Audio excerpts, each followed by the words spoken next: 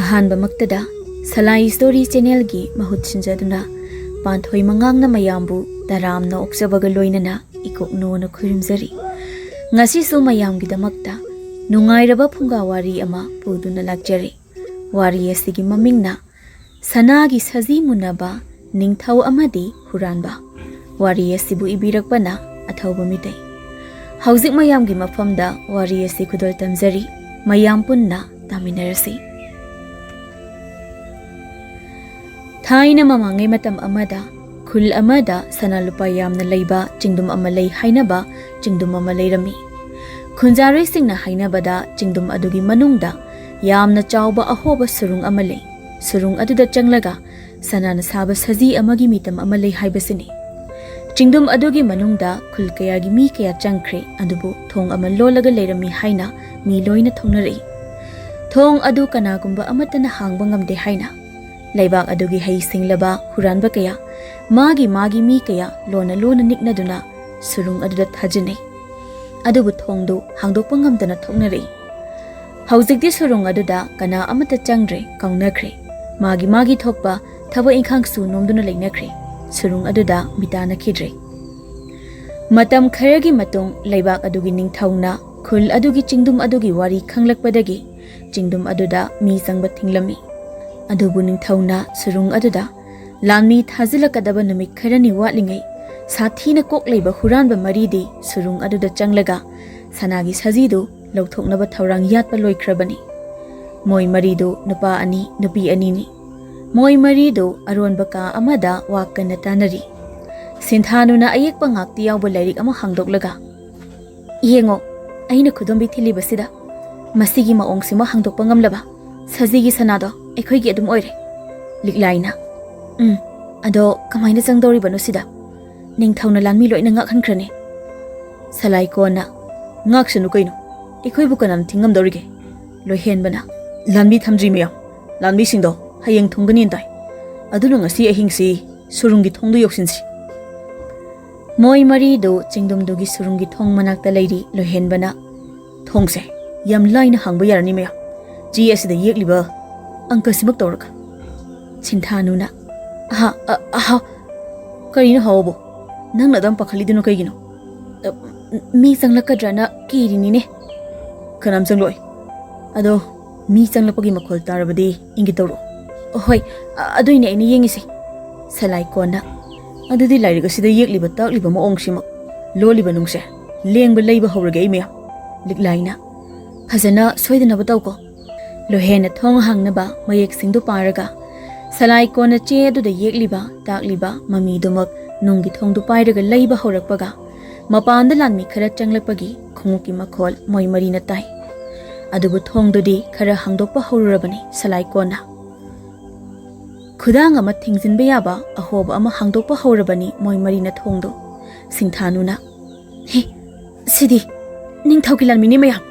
Lohena Ekhoi mari ningthauna phakrabadi ekhoi mari se ningthauna thabak soidina sijina khiba tare. Sanagi Saji se ekhoi mari suphang phangaroi aduna ekhoi machi marum amada yam thuna losi. Salai kona phatkitraba ningthau ase khutta takraba ekhoi mari mana sijina ningba maongda sijina khrani. Liklai do marum amadagi tumina hai somdala oni noiba lanmi singsi yoksile. Moi mari do machi marum ta lole adu lanmi sing adu siyoksilakle. Adugu nungi thong machet amadi moi marina hangdoklami. Lanmi singna su ukre senapatina sigi thong sidi machet ama hangdoklamena law lanmi sa ining thodo pauktamdasi aduga amuk thuna laksi oh kaino madi leire potse. Lanmi mayamna phani senapati Ningthou konungdani Ningthou wang heibana hana kana amatana shamna ama phawba hangba ngamjiba nungi thongni.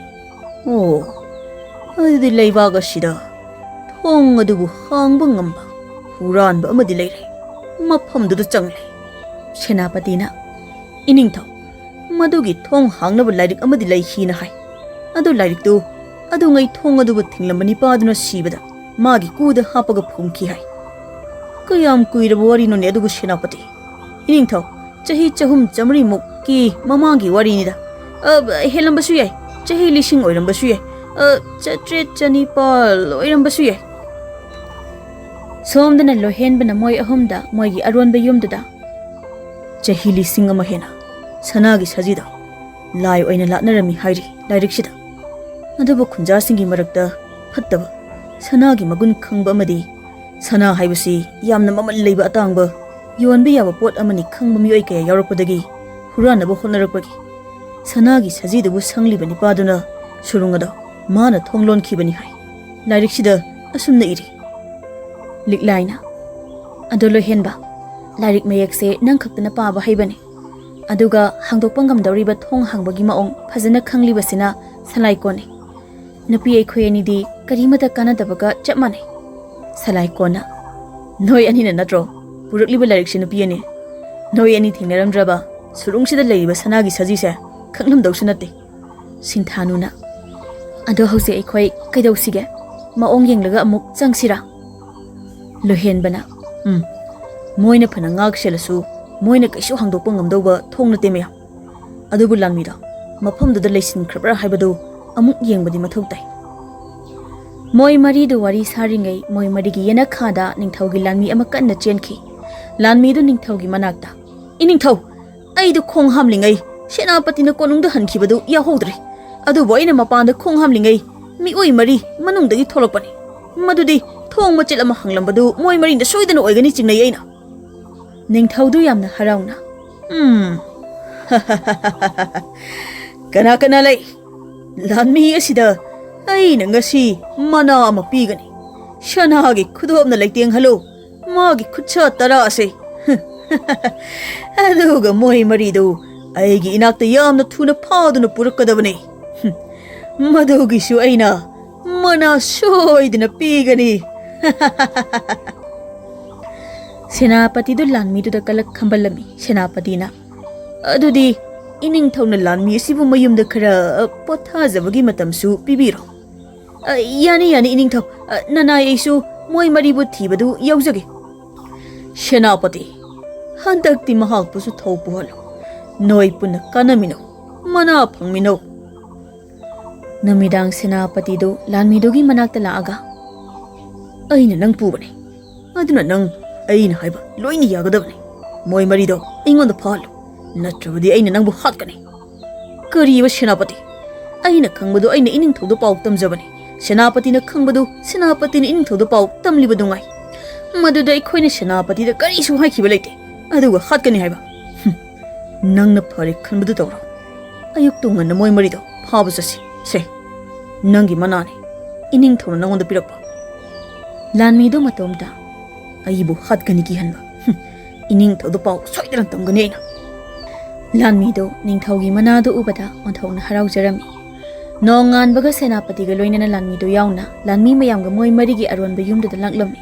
Adu Yum Adudi, me di Lareduna. Moi Marigi Kudam Jangdam, Amata Panglamde. Lanmi do Yamna Bakalami.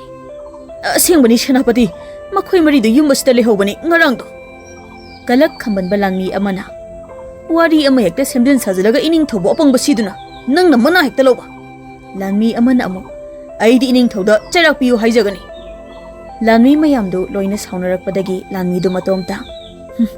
Masidi with the Kalakamban Bama, Loini Yori City.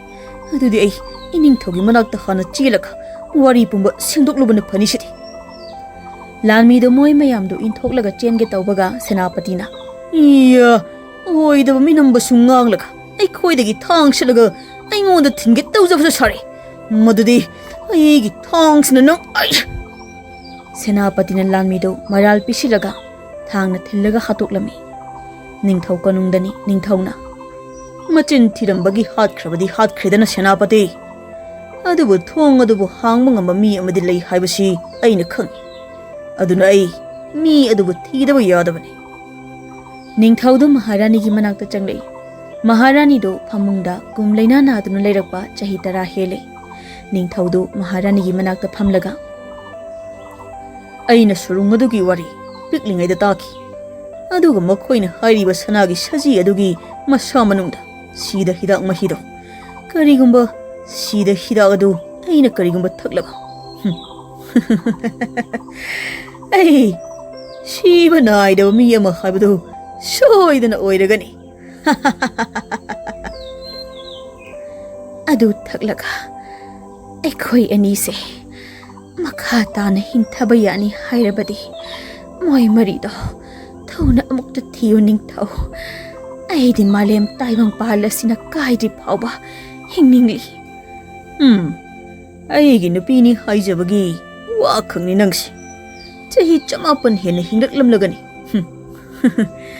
nasang na tawsa fajabani na aiga tharaga Ningthou tara churamlani nayum panba nadaw na yadridi aingon nayum panbaga nangi matam larakpa haidu hek oido noina aigi chanabada kainoma soidana haplamgani madugi soidana oiramgani aina naribasi hagi tawbani maharani nangna nariba laina si ukurang hariba laina dani kariguma masina naduna siba taraba nahag chahi kun manungda thangani hai aduga chahi kungi matung amuk hanagum hinglakani hari amaiba labana ai ngamu nate tharoi su concrete su nate ising phangdraga kangaga siba ising phangakan hingatpadu pamde aduna nangna sanagi sajido thuna phangnabato mayamdabudi haidokpa nate aina mase aina sanagi saji adugi waridu Phunga wari oina tarakpasu nate aduni aina hingliba makai nangi kanaba ngapta oigani Ningthou chahi lising ama helaba surungni aigi ani shuba ipuroibana takpiramba maphamni mi takhiba tare aikhoi anigi wari se maharani mina nangse chahi chamapan heli khangkhrabadi hingchabi mankragani hingsabi ki watoko aigi anaba si amukta layengsi ai siba yade ai su sida hidak mahida thaklaga adum siba naidana hingningi nangna sikhrabasu iwakado mathang nairaga lehubado ai pame karino hojik nangna aigi khongda taikhibado aigi khongsi hena amuk pangthakre kaishunate aigi thabak thoram khrada nangna yetkadawri aduna nang boina tapna sinanaba hidak thabani kari aibu sinanaba hidak aduga aina nangoda kari yettawriba saji aduda yawriba sida hidak mahi adu mioi ani yenaraga thakpa yade madugini aina nangbu hatpa horoklibase nangdi madu mataw karamna khangliba ipu lainingbana haibani ipu purik lai ngasiga thana chahi lising ama hele mahak karimata chadana lainingduna phamrag leiba chahi chanipan sure aduna mahakna khangningba khutingmak haujik mahakna khangba ngambagi matik mayai chele aduna nang yam kuina hinglakle ai amuk hinge sida hidak tu thaklaga adumna Ningthou na maharani do hu chenba hidak tu masapumba thungna taibirami maharani do hena lengbu otpa ngamkhidre sibagi matam ngaituna lekhre maharani do lohenba sinthanu salai kon amadi liklai moi mari adudi mataw karamna surungdu changlaga sanagi saji do lokthokpa haiba wakhanda lalong yatuna adum leirami moi mari do nungi chingdumdugi mathakta phamlaga sinthanuna makhadi Ningthou gi lanmi singna loina ngak senduna lekhre aduga ikhoi mari su Ningthou gi lanmi na thiri base aikhoi mari su Ningthou na mataw karamna khangli bazanu sini salai kona aikhoi bu lona senaba mi leba male aduna aikhoi mari numit khudingi safam hongadabani sinthanu liglai noi ani samdo tena kakthalo luhen buga igasu koi si khaglaki luhen bana koi khakpalari ching manung si karam haina changsi gedo madu hana mukta khanakisi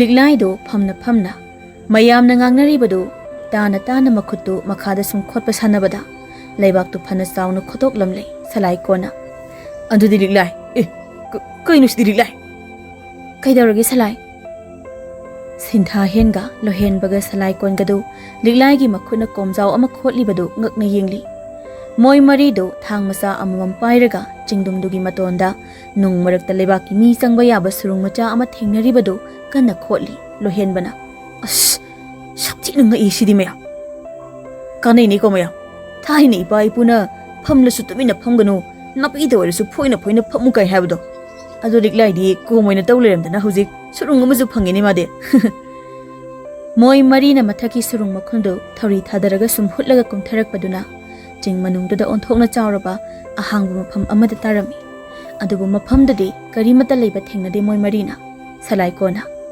ꯁꯤꯗꯤ ꯃꯐꯝ ꯑꯃ ꯑꯣꯏꯔꯝꯒꯗꯕ ꯃꯥꯜꯂꯤꯕ ꯃꯌꯥꯝ ꯂꯤꯛꯂꯥꯏꯅ ꯃꯐꯝ ꯑꯃ ꯑꯣꯏꯔꯁꯨ ꯊꯤꯁꯦ ꯑꯗꯨꯝ ꯁꯤꯟꯊꯥꯅꯨꯅ ꯂꯨꯔꯤꯗꯤ ꯑꯀꯣꯏꯕꯁꯤ ꯂꯣꯏꯅ ꯐꯨꯜꯂꯤꯁꯤꯅꯤ ꯑꯍꯣꯕ ꯍꯥꯏꯕꯨ ꯑꯩꯈꯣꯏꯅ ꯀꯨꯝꯊꯔꯛꯂꯤꯕ ꯃꯊꯛꯀꯤ ꯑꯍꯣꯕꯁꯤ ꯃꯉꯥꯏꯔꯦ ꯂꯣꯏꯍꯦꯟꯕꯅ ꯂꯤꯛꯂꯥꯏ ꯅꯪꯒꯤ ꯈꯣꯠꯂ ꯈꯣꯠꯂ ꯊꯤꯕꯤꯗꯣ ꯍꯧꯔꯣꯗꯅ ꯑꯗꯨꯗꯤ ꯑꯃꯨꯛ ꯑꯁ ꯀꯛꯆꯤꯡ ꯂꯩꯕ꯭ꯔꯥ ꯌꯦꯡꯉꯣ ꯑꯩ ꯉꯁꯥꯏꯗꯨꯗꯤ ꯀꯛꯆꯤꯡ ꯃꯈꯨꯜꯗ ꯁꯨꯝ ꯈꯣꯠꯂꯨꯕꯩꯅꯤ ꯑꯗꯣ ꯑꯩ ꯀꯩꯅꯣꯝꯃ ꯌꯦꯡꯒꯦ ꯂꯤꯛꯂꯥꯏꯗꯨ ꯅꯨꯡ ꯑꯃ ꯈꯨꯜꯂꯒ ꯐꯛꯂꯥꯡꯒꯤ ꯑꯀꯣꯏꯕꯗꯨ ꯀꯣꯛ ꯀꯣꯛ ꯊꯥꯔꯒ ꯆꯠꯂꯤ ꯂꯤꯛꯂꯥꯏꯗꯨ ꯐꯛꯂꯥꯡꯗ ꯅꯨꯡ ꯑꯃ ꯂꯥꯛꯇꯅ ꯊꯣꯝꯃꯒ ꯐꯛꯂꯥꯡꯒꯤ ꯃꯈꯣꯜꯁꯦ ꯐꯣꯞ ꯐꯣꯞ ꯂꯥꯎꯕ ꯑꯃꯠꯇ ꯌꯥꯎꯗꯦ ꯊꯨꯒꯥꯏꯕ ꯌꯥꯕ ꯐꯛꯂꯥꯡ ꯅꯠꯇꯦ ꯁꯤꯟꯊꯥꯅꯨꯅ ꯑꯗꯨꯗꯤ ꯃꯄꯥꯟꯗ ꯐꯛꯂꯥꯡ ꯅꯤꯡꯒꯥꯏꯔꯛꯑꯦ ꯃꯣꯏ ꯃꯔꯤꯗꯨ ꯂꯤꯛꯂꯥꯏꯅ ꯅꯨꯡꯗꯨꯝꯅ ꯊꯣꯝꯂꯨꯕ ꯃꯐꯝꯗꯨ ꯅꯤꯡꯒꯥꯏꯔꯛꯄꯗꯨꯗ ꯁꯥꯊꯤꯅ ꯉꯛꯅ ꯂꯦꯞꯄꯒ ꯌꯦꯡꯉꯒ ꯂꯩꯔꯤ ꯐꯛꯂꯥꯡꯗꯨꯁꯨ ꯁꯨꯔꯨꯡ ꯑꯃꯒꯨꯝ ꯌꯥꯝꯅ ꯁꯥꯡꯅ ꯃꯅꯨꯡ ꯆꯪꯅ ꯃꯊꯪ ꯀꯥꯏꯔꯒ ꯍꯣꯔꯒ ꯆꯠꯈꯤ ꯃꯣꯏ ꯃꯔꯤꯗꯨ ꯊꯣꯡ ꯃꯥꯟꯕ ꯁꯨꯔꯨꯡ ꯑꯍꯣꯕꯗꯨꯗ ꯆꯪꯂꯛꯏ ꯃꯣꯏ ꯑꯍꯨꯝꯅ ꯆꯪꯂꯛꯂꯤꯕ ꯃꯐꯝꯗꯨ ꯌꯥꯝꯅ ꯃꯝꯂꯝꯃꯤ ꯁꯂꯥꯏꯀꯣꯅ ꯁꯤꯗꯤ ꯁꯥꯊꯤꯅ ꯃꯝꯃꯤꯍꯦ ꯂꯣꯏꯍꯦꯟꯕꯅ ꯀꯤꯔꯣ ꯏꯇꯥꯎ ꯅꯪꯒꯤꯁꯦ ꯀꯤ ꯍꯥꯏꯕ ꯅꯠꯇꯦ ꯃꯝꯃꯤ ꯍꯥꯏꯕꯅꯤ ꯏꯇꯥꯎ ꯁꯤꯟꯊꯥꯅꯨꯗ ꯅꯨꯡ ꯑꯃꯗ ꯗꯣꯛ ꯂꯥꯎꯅ ꯀꯥꯎꯁꯤꯜꯂꯤ ꯍꯣꯏ ꯃꯥꯏ ꯁꯤꯔꯦ ꯑꯁ ꯂꯤꯛꯂꯥꯏꯅ ꯃꯤꯠꯇꯨ ꯎꯗ꯭ꯔꯗꯤ ꯀꯣꯛꯅ ꯌꯦꯡꯉ ꯆꯠꯂꯨ ꯀꯩꯅꯣ ꯀꯣꯛꯁꯨ ꯃꯤꯠ ꯄꯥꯟꯕ꯭ꯔꯣ ꯍꯥꯏꯁꯦ ꯀꯣꯛꯇꯅꯦ ꯃꯤꯠ ꯄꯥꯜꯂꯤꯁꯤ ꯏꯕꯦꯝꯃ ꯀꯣꯛꯇ ꯑꯣꯏꯔꯝꯃꯣꯏꯗ ꯃꯥꯏꯗ ꯃꯤꯠ ꯄꯥꯟꯕ ꯑꯣꯏꯔꯝꯅꯤꯗ ꯁꯂꯥꯏꯀꯣꯅ ꯅꯣꯏ ꯑꯅꯤꯒꯤ ꯃꯔꯤꯗꯣ ꯅꯥꯀꯣꯡ ꯏ ꯇꯥꯔꯤ ꯅꯨꯄꯤ ꯑꯅꯤ ꯂꯣꯏꯍꯦꯟꯕꯅ ꯋꯥꯊꯤ ꯂꯣꯏꯔꯗꯤ ꯃꯥꯡꯗ ꯌꯦꯡꯉꯨ ꯅꯨꯄꯤ ꯑꯅꯤ ꯃꯉꯥꯜ ꯑꯃ ꯂꯥꯛꯂꯤꯕꯁꯤ ꯁꯅꯥꯒꯤ ꯁꯖꯤ ꯂꯩꯐꯝꯗꯣ ꯁꯣꯏꯗꯅ ꯑꯣꯏꯔꯝꯒꯅꯤ ꯃꯌꯥꯝ ꯃꯣꯏ ꯃꯔꯤꯗꯨ ꯊꯤꯟꯊꯗꯦ ꯃꯉꯥꯜ ꯐꯪꯕꯔꯣꯝꯗ ꯍꯣꯠꯇꯅ ꯆꯤꯟꯁꯤꯟꯅꯈꯤ ꯃꯣꯏ ꯃꯔꯤꯗꯨ ꯃꯃꯤꯠꯁꯤꯡꯗꯨ ꯆꯐꯨꯃꯨꯛ ꯂꯥꯎꯅ ꯍꯧꯖꯤꯛ ꯑꯣꯟꯊꯣꯛꯅ ꯆꯥꯎꯔꯕ ꯁꯅꯥꯒꯤ ꯁꯖꯤ ꯑꯗꯨꯒꯤ ꯑꯀꯣꯏꯕꯗ ꯂꯦꯞꯄꯒ ꯁꯤꯟꯊꯥꯅꯨꯅ ꯍꯤ ꯁꯤꯗꯤ ꯌꯥꯝ ꯆꯥꯎꯋꯦ ꯏꯔꯣꯏ ꯅꯠꯇ꯭ꯔꯣ ꯍꯥꯁꯤꯕꯣ ꯂꯤꯛꯂꯥꯏꯅ ꯍꯦ ꯏꯔꯣꯏ ꯅꯠꯇꯦ ꯁꯉꯥꯏꯅꯤ ꯁꯉꯥꯏ ꯃꯆꯤꯅꯤ ꯄꯥꯜꯂꯤꯁꯦ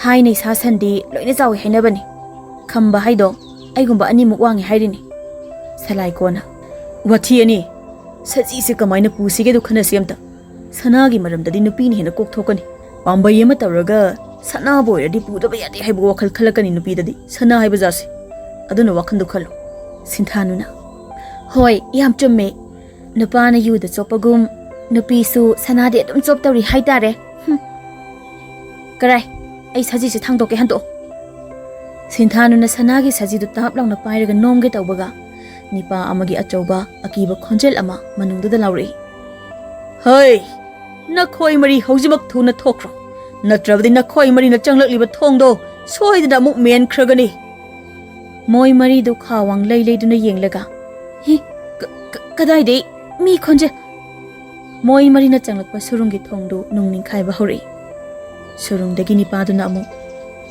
ꯑꯩꯅ ꯃꯁꯤꯡ 10 ꯊꯤꯔꯛꯀꯅꯤ ꯃꯗꯨ ꯐꯥꯎꯕꯒꯤ ꯃꯅꯨꯡꯗ ꯅꯣꯏ ꯃꯔꯤꯅ ꯊꯣꯡ ꯑꯁꯤ ꯂꯥꯟꯊꯣꯛꯍꯧꯒꯗꯕꯅꯤ ꯃꯐꯝ ꯑꯁꯤꯗ ꯆꯪꯂꯛꯀꯦ ꯍꯥꯏꯔꯕꯗꯤ ꯁꯨꯔꯨꯡ ꯑꯁꯤꯒꯤ ꯃꯔꯝꯗꯨ ꯍꯧꯕꯗꯒꯤ ꯂꯣꯏꯕ ꯐꯥꯎꯕ ꯈꯪꯂꯒ ꯆꯪꯂꯛꯀꯗꯕꯅꯤ ꯑꯩ ꯃꯁꯤꯡ ꯊꯤꯕ ꯍꯧꯔꯦꯀꯣ 1 2 ꯃꯣꯏ ꯃꯔꯤꯗꯨ ꯋꯥ ꯉꯥꯡꯅꯗꯦ ꯊꯣꯡꯒꯤ ꯁꯨꯔꯨꯡꯂꯣꯝ ꯑꯗꯨꯗ ꯃꯥꯒꯤ ꯊꯣꯛꯄ ꯍꯤꯡꯅꯕ ꯍꯣꯠꯇꯅ ꯆꯦꯟꯊꯣꯛꯅꯔꯤ ꯑꯗꯨꯕꯨ ꯂꯥꯏꯕꯛ ꯐꯕꯗꯤ ꯃꯣꯏ ꯃꯔꯤꯃꯛ ꯊꯣꯡꯗꯨ ꯂꯥꯟꯊꯣꯛꯍꯧꯔꯤ ꯑꯗꯨꯒ ꯁꯨꯔꯨꯡ ꯑꯗꯨꯒꯤ ꯊꯣꯡꯗꯨ ꯅꯨꯡꯅ ꯂꯣꯏꯅ ꯑꯃꯨꯛ ꯃꯦꯟꯁꯤꯟꯈ꯭ꯔꯦ ꯃꯣꯏ ꯃꯔꯤꯗꯨ ꯆꯦꯗꯨ ꯍꯥꯡꯗꯣꯛꯂꯒ ꯂꯣꯏꯍꯦꯟꯕꯅ ꯁꯤꯗꯤ ꯊꯣꯡꯗꯨꯗꯒꯤ ꯅꯠꯇ꯭ꯔꯗꯤ ꯆꯪꯕ ꯌꯥꯗꯦꯅ ꯏꯔꯤꯅꯤ ꯃꯌꯥꯝ ꯑꯁ ꯑꯣꯟꯊꯣꯛꯄꯒꯤ ꯂꯥꯏꯕꯛ ꯍꯥꯏꯗꯨꯅꯤꯗ ꯃꯤꯠꯃꯥꯡꯗ ꯁꯅꯥꯗꯨ ꯈꯤꯜꯂꯒ ꯂꯩꯔꯒ ꯁꯅꯥꯒꯤ ꯁꯖꯤꯗꯨ ꯂꯦꯛꯑꯒ ꯊꯣꯛꯂꯛꯑꯕ ꯁꯂꯥꯏꯀꯣꯅ ꯏꯇꯥꯎ ꯅꯪ ꯁꯅꯥꯒꯤ ꯁꯖꯤꯗꯨ ꯂꯦꯛꯂꯛꯄ꯭ꯔꯣ ꯗꯁꯥ ꯍꯥꯏꯕꯗꯨꯅꯤ ꯅꯪ ꯁꯨꯕ ꯏꯇꯥꯎ ꯄꯥꯎꯁꯦ ꯐꯥꯎꯅꯗꯧ ꯃꯇꯝꯗꯅ ꯐꯥꯎꯅꯔꯣꯏ ꯐꯥꯎꯅꯗ꯭ꯔꯁꯨ ꯌꯥꯕ ꯀꯥꯟꯗꯅ ꯐꯥꯎꯅꯅꯤ ꯁꯤꯟꯊꯥꯅꯨꯅ ꯅꯪꯗꯤ ꯀꯅꯥꯒ ꯄꯥꯎ ꯐꯥꯎꯅꯩꯕ ꯅꯪꯁꯨ ꯏꯔꯥꯡꯗꯤ ꯄꯨꯡꯂꯣꯏ ꯂꯣꯏꯕꯤꯅꯤ ꯇꯟꯖꯥꯁꯤꯗ ꯀꯔꯤ ꯏꯔꯥꯡ ꯑꯩꯅ ꯅꯪ ꯅꯨꯡꯁꯤ ꯍꯥꯏꯕ ꯈꯪꯉꯤ ꯅꯠꯇ꯭ꯔꯣ ꯍꯩꯃꯥ ꯑꯗꯣ ꯑꯩ ꯌꯥꯗꯦ ꯀꯔꯝ ꯀꯥꯟ ꯍꯥꯏꯈ꯭ꯔꯒꯦ ꯄꯦꯜꯂꯕꯅꯦ ꯑꯣꯏꯕ ꯀꯔꯤ ꯍꯧꯖꯤꯛꯀꯤꯗꯣ ꯑꯩꯁꯦ ꯄꯦꯜꯂꯦꯕ ꯑꯩ ꯇꯨꯃꯤꯟꯅ ꯂꯩꯕꯅ ꯐꯅꯤ ꯁꯤꯗꯤ ꯃꯤꯅ ꯎꯔꯒ ꯌꯨꯝ ꯄꯥꯜꯂꯕ ꯃꯇꯨꯡ ꯑꯉꯥꯡ ꯂꯧꯅꯤꯡꯗꯕꯒꯤ ꯈꯠꯅꯕ ꯃꯥꯜꯂꯅꯤ ꯁꯂꯥꯏꯀꯣꯅ ꯀꯣꯟꯅ ꯅꯌꯨꯝ ꯄꯥꯜꯂꯀꯥꯟ ꯈꯠꯅꯔꯣ ꯇꯥꯕ ꯌꯥꯝ ꯋꯥꯔꯦ ꯃꯊꯛꯇ ꯀꯥꯔꯁꯤ ꯂꯥꯛꯑꯣ ꯑꯋꯥꯕ ꯑꯅꯤ ꯂꯤꯛꯂꯥꯏꯅ ꯑꯗꯨꯅꯦ ꯀꯣꯛ ꯆꯦꯜꯂꯒ ꯈꯠꯅꯕ ꯌꯥꯕꯗꯨꯕꯨ ꯅꯠꯇ꯭ꯔ ꯁꯂꯥꯏ ꯃꯥꯅꯤ ꯃꯣꯏ ꯃꯔꯤꯗꯨ ꯊꯧꯔꯤꯗꯨ ꯌꯥꯜꯂꯒ ꯃꯊꯛꯇ ꯀꯥꯈꯠꯈ꯭ꯔꯦ ꯅꯤꯡꯊꯧ ꯀꯣꯅꯨꯡꯗꯅꯤ ꯃꯍꯥꯔꯥꯅꯤꯒꯤ ꯑꯁꯤꯕ ꯍꯛꯆꯥꯡꯗꯨ ꯀꯞꯅ ꯂꯥꯎꯅꯗꯅ sanana leitengba ku amada hapaga leiron channaba thangdorakli konungdagi konungi phamnaiba amana manakta leiba phamnaiba amada ikhoi thagi khusumana susingta napthi marumukta piba aduga matu asiba hamnaba ku sina sanagi ku da hapa phamnaiba amaduna ku asi huralaga loire kainoi da ya laudabi mi neklaga ku si lokthokse sanagi ku ne mase khunja amana onthokpa iningthaugi maraibangni kuijibani maharani simaga lohongba masak matawna khubajam tawna phajaradana mama ba kanasu leitraba lamhang amada iningthauna thengnaraga iningthaugi loinabi oikhibani thamoi pukchel chawba iningthaugi maraibakse onthokna su thikhreda manaktai nupi amana phajaba nupi sibase pamuine somda moi mari su ningthaugi nupi sibagi pau tarami aduga surungi thong sangliba lanmi singsu maharani sibagi pau tarami lanmi amana shanai be masirabadi aikhoisu konungda awaba phungdokpa khitasu yahorubana phailanmisha masigumba tanja sida ningthau amadi senapatigi yathangaksu ngaibasi aikhoisi wa yamna khangdaba mi oiroidro iningthauna aikhoida haidrabasu wakhandadi soidana khankini wa khangde haina lanmi sing aduna laukana disasira iningthaugi thamoi pelanba ngamba haise aikhoigi thauni lanmi singdo konungda loina chatkre adubu lanmi amadi tumlingai karimata khanghaudra male kachin amada tumlaga adum lehore pungja kharagi matungni moi maridu chingmatondagi tapna kumthakiba manakta hoba u amada tongba yong amana uri yong dusu usada nomlaga no iraka pira khangdaba maong amada khongli moi maridu surungi thongdugi manakta lepaga salai kona aikhoidi thong asi lonsinba kauram ledana madugi oibadai lanmi singna machi lengdana sangba horli basidi sinthanuna thongse thuna amukta hangnaba hotna simaya liklaina hangdokladi lonsilamsiko ado lonsilaga hangdokpa mu haitrabadi aikhoi mari manungda adum kangasire lohenbana ida thongsi hangnaba tawro yeklibase munnongtiyong salai kona thongdu khara hangba hobaga surungi mapandagi ngasai tummaga lehoba lanmiduna idausa kaidorino manungduda moi marido khangpre he khangi lohenbana soibadagi idaw aikhoi thong hangi kaino aina hoji khongkriduba napi anida lohenbada maya karaga yengli salai kona korino ida nang hoji khongkridude khangde suida mapandagi langmi du changlei ngamoida kaisu ida maya ai yaudana ngamba soi thokloi ai tawge se ai tawge lanmi du ngang duna changlakpaga liklaina mis amakhaktani lehaurisi adudi lanmi ase ki hendaba yararoi aduna aikhoi mari mapunna lauraga chenthorkhrasi magi manakta masuki dana chengkhrasani moi ahumdu yam ki na mangak nomi liklaina adudi aikhoi punna lauraga chenthorkhrasi ko amma ani ahum hairaga moi marido lauraga chenthorklami moi marido manungdagi lauraga chenthorapagi khonjel du tabada lanmi du masamana chap yunglaga masu mapanda lauraga chenthokhi aduga mongsong amada songsinki moi marido mamai singdu phina loina khumlaga lauraga adum chenki lambiromda lanmi du moi marida yam ngakna side khogi lanmi natina lanmi du konungda cheleklaga lanmi du pautamlami moi marini haina su pautamlami aduga ningthau du surungda laktuna hanadagi mide changba chaloidaba maongda thongdu kharaga amu hangdoklambadu ubada ningthau nu moi maridu mataw karamna phastigi haiba wakhal khara numit nini humni wakhal thadarami ningthau du magi lining ba hanuba adugi manakta laklami adubu ningthau na laklibadu tarai na lakpa natte usek apai bi amada tonglaga laklibani masina takpadi ningthau do hekta tarai ba midi natte haibasini ningthau du usek tu tongna lining ba ahal aduna haikhiba wa khara ningsingli karigumba nangna aigi inakta lakningba matamda masigi usek asi tonglaga law nahakna usek asi atai thabak amattada sijinaba yade subnatagi aigi inak asida chingdol asida lakpa khaktada sijinagadabani ningthau du wakhal khanna lainingba ahal adugi tomthrik tumba chingdol du yoksilaklami chingdol du malang nungsi sitpagi makholtana pukning sumhali use wayagi khonjelna thamoi pelhali hairagi manamna aram khaurang hali ningthau du lainingba ahal dugi manakta phamli lainingba ahal aduna ningthau da hojikti aigi matik mayai su hengale aina tawningba thabak khudingmak tawba ngamlagani nangonda su nangi apamba matik mayai ꯑꯩꯅ ꯄꯤꯕ ꯉꯝꯂꯒꯅꯤ ꯑꯗꯨꯕꯨ ꯃꯤꯒꯤ ꯃꯥꯡꯅꯕ ꯊꯕꯛꯇꯤ ꯇꯧꯕ ꯌꯥꯗꯦ ꯏꯁꯥꯒꯤ ꯀꯥꯟꯅꯕ ꯑꯣꯏꯖꯕ ꯊꯤꯕ ꯈꯛꯀꯤ ꯅꯪꯅ ꯑꯩꯉꯣꯟꯗ ꯃꯇꯦꯡ ꯅꯤꯖꯕ ꯌꯥꯗꯦ ꯃꯗꯨꯅ ꯀꯔꯤꯒꯨꯝꯕ ꯐꯠꯇ ꯅꯨꯡꯗ ꯊꯣꯛꯂꯛꯄ ꯇꯥꯔꯕ ꯅꯁꯥꯒꯤ ꯅꯔꯅꯥꯏ ꯑꯣꯏꯖꯒꯅꯤ ꯅꯪꯅ ꯇꯧꯔꯤꯕ ꯊꯕꯛ ꯑꯗꯨꯒꯤ ꯐꯠꯇꯕ ꯃꯍꯩ ꯐꯪꯗꯨꯅ ꯅꯪ ꯁꯤꯖꯒꯅꯤ ꯏꯄꯨ ꯍꯨꯔꯥꯟꯕ ꯌꯥꯝꯅ ꯍꯩꯕ ꯑꯉꯥꯡ ꯃꯔꯤꯈꯛ ꯂꯩ ꯃꯈꯣꯏ ꯃꯔꯤꯅ ꯑꯩꯒꯤ ꯂꯩꯕꯥꯛ ꯑꯁꯤꯒꯤ ꯂꯟ ꯊꯨꯝ ꯃꯔꯥꯡ ꯀꯥꯏꯅ ꯃꯥꯡ ꯇꯥꯛꯍꯟꯕꯗ ꯅꯠꯇꯅ ꯂꯥꯏꯁꯪ ꯈꯨꯗꯤꯡꯒꯤ ꯆꯪꯗꯨꯅ ꯁꯅꯥ ꯂꯨꯄꯥ ꯍꯨꯔꯥꯟꯕ ꯂꯥꯏꯁꯪ ꯊꯨꯒꯥꯏꯔꯝꯕ ꯌꯥꯝ ꯇꯣꯏꯅ ꯇꯧꯔꯦ ꯏꯄꯨ ꯑꯗꯨꯗꯤ ꯅꯪꯅ ꯍꯧꯖꯤꯛ ꯄꯥꯝꯂꯤꯕ ꯑꯁꯤ ꯀꯔꯤꯅꯣ ꯑꯩꯉꯣꯟꯗꯒꯤ ꯀꯔꯝꯕ ꯃꯈꯜꯒꯤ ꯃꯇꯦꯡꯅꯣ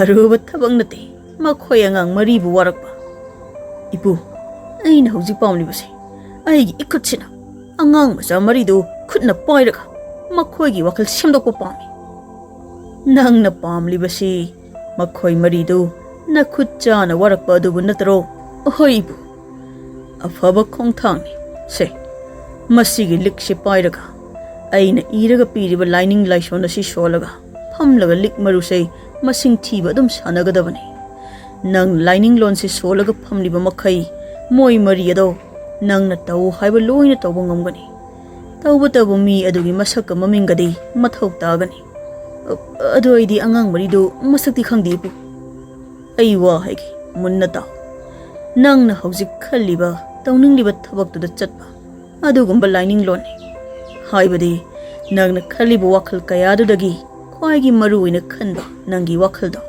ꯃꯥꯅ ꯊꯕꯛ ꯇꯧꯍꯟꯕꯅꯤ ꯅꯪꯅ ꯈ꯭ꯋꯥꯏꯗꯒꯤ ꯄꯥꯝꯅ ꯈꯜꯂꯤꯕ ꯋꯥꯈꯜꯗꯨꯕꯨ ꯑꯩꯒꯤ ꯂꯥꯏꯅꯤꯡ ꯂꯣꯟꯁꯤꯅ ꯇꯥꯕꯤꯕ ꯍꯥꯏꯕꯅꯤ ꯃꯍꯥꯛꯅ ꯅꯪꯒꯤ ꯃꯇꯦꯡ ꯄꯥꯡꯕ ꯍꯥꯏꯕꯅꯤ ꯀꯔꯤꯒꯨꯝꯕ ꯅꯪꯅ ꯃꯈꯣꯏ ꯃꯔꯤꯗꯨ ꯃꯁꯛ ꯈꯪꯂꯕ ꯅꯪꯅ ꯃꯈꯣꯏ ꯃꯔꯤꯒꯤ ꯋꯥꯈꯜ ꯐꯥꯎꯕ ꯊꯃꯥꯏꯕ ꯉꯝꯒꯅꯤ ꯃꯈꯣꯏ ꯃꯔꯤꯒꯤ ꯃꯃꯤꯡ ꯆꯤꯟꯗ ꯄꯟꯗꯨꯅ ꯂꯤꯛ ꯃꯔꯨ ꯑꯁꯤ ꯃꯁꯤꯡ ꯊꯤꯔꯕꯗꯤ ꯃꯈꯣꯏ ꯃꯔꯤ ꯈꯛꯀꯤ ꯋꯥ ꯅꯠꯇꯦ ꯅꯪꯅ ꯋꯥꯔꯛꯅꯤꯡꯕ ꯃꯤ ꯈꯨꯗꯤꯡꯃꯛ ꯋꯥꯔꯛꯄ ꯉꯝꯒꯅꯤ ꯅꯤꯡꯊꯧꯗꯨ ꯌꯥꯝꯅ ꯍꯔꯥꯎꯅ ꯏꯅꯤꯡꯊꯧ ꯅꯆꯥ ꯐꯠꯇ꯭ꯔꯕ ꯃꯈꯣꯏ ꯃꯔꯤꯗꯨ ꯃꯁꯛ ꯈꯪꯅꯕ ꯍꯣꯠꯅꯖꯔꯒꯦ ꯑꯁ ꯑꯩꯒꯤ ꯅꯤꯡꯕ ꯊꯨꯡꯗꯧꯔꯕ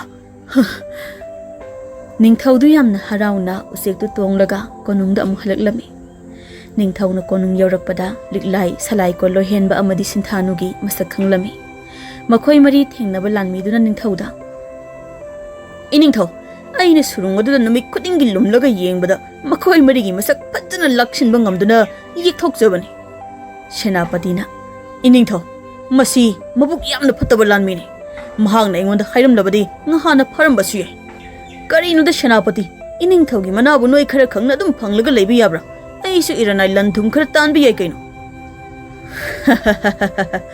ꯑꯩꯒꯤ ꯂꯥꯟꯃꯤꯁꯤꯡꯁꯤ ꯑꯄꯪꯕ ꯌꯥꯎꯗꯦ ꯀꯅꯥ ꯀꯅꯥ ꯂꯩ ꯂꯥꯟꯃꯤ ꯑꯁꯤꯒꯤ ꯃꯅꯥ ꯄꯨꯊꯣꯔꯛꯎ ꯃꯍꯥꯛꯀꯤ ꯈꯨꯠꯁꯥ 10 ꯑꯃꯗꯤ ꯃꯉꯛ ꯁꯝꯕꯁꯦ ꯁꯅꯥꯒꯤ ꯂꯩꯇꯦꯡ ꯑꯣꯏꯍꯜꯂꯨ ꯃꯅꯥ ꯑꯁꯤꯁꯨ ꯁꯅꯥꯅ ꯇꯤꯛꯊꯍꯜꯂꯨ ꯁꯦꯅꯥꯄꯇꯤ ꯌꯥꯎꯅ ꯂꯥꯟꯃꯤ ꯑꯇꯩꯁꯤꯡꯗꯨ ꯂꯥꯟꯃꯤ ꯑꯗꯨꯗ ꯀꯂꯛ ꯈꯝꯕꯟꯅꯔꯝꯃꯤ ꯅꯤꯡꯊꯧꯅ ꯋꯥ ꯃꯈꯥ ꯇꯥꯅ ꯑꯣ ꯊꯣꯡꯗꯨ ꯃꯤ ꯆꯪꯕ ꯌꯥꯅ ꯍꯥꯡꯗꯣꯛꯂꯝꯂꯒ ꯑꯃꯨꯛ ꯂꯣꯟꯁꯤꯟꯈ꯭ꯔꯦ ꯍꯥꯏꯕ ꯃꯣꯏ ꯃꯔꯤ ꯑꯗꯨꯅ ꯃꯅꯥ ꯐꯪꯂꯕ ꯂꯥꯟꯃꯤ ꯑꯗꯨꯅ ꯑꯍꯣꯏ ꯏꯅꯤꯡꯊꯧ ꯃꯈꯣꯏꯒꯤꯗ ꯊꯣꯡ ꯍꯥꯡꯗꯣꯛꯄꯗꯤ ꯉꯝꯂꯦ ꯑꯗꯣ ꯃꯣꯏꯗꯨ ꯑꯃꯨꯛ ꯀꯔꯤ ꯑꯋꯥꯠ ꯑꯄꯥ ꯑꯍꯦꯟ ꯂꯩꯕꯅꯅꯣ ꯑꯩꯅ ꯃꯁꯛ ꯍꯦꯛ ꯎꯈꯤꯕꯗꯒꯤ ꯂꯥꯛꯈꯤꯗ꯭ꯔꯦ